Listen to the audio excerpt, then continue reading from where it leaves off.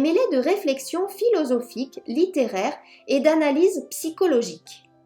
Dans la deuxième partie, Adrien parle longuement de ses affinités avec la Grèce, dont il aime la culture raffinée et la liberté de vivre au grand jour son homosexualité. Il écrit « C'est en grec que j'aurais pensé et vécu ». Je pense que s'il y a une citation que vous devez retenir, c'est bien celle-là. Il évoque ensuite sa formation militaire.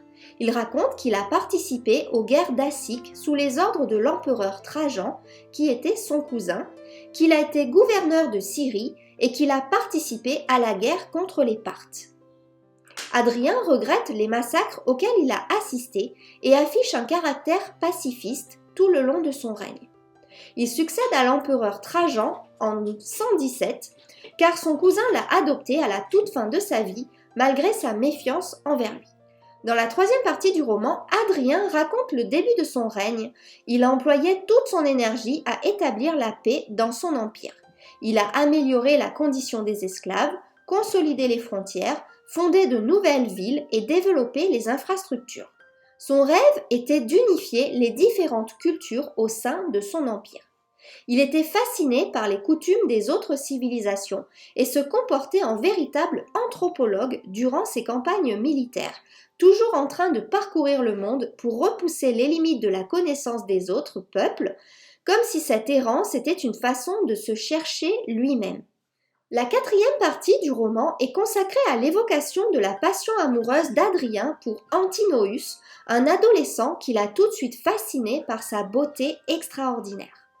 Les réflexions philosophiques sur l'amour, l'art et la beauté occupent une grande partie du roman. Adrien contemplait Antinoüs comme s'il était une œuvre d'art, la perfection faite homme.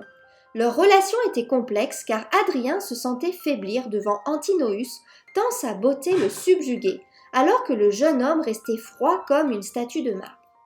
La mort d'Antinoüs, âgé d'une vingtaine d'années seulement, bouleverse Adrien au point de changer sa vision du monde et de fonder une ville en son honneur.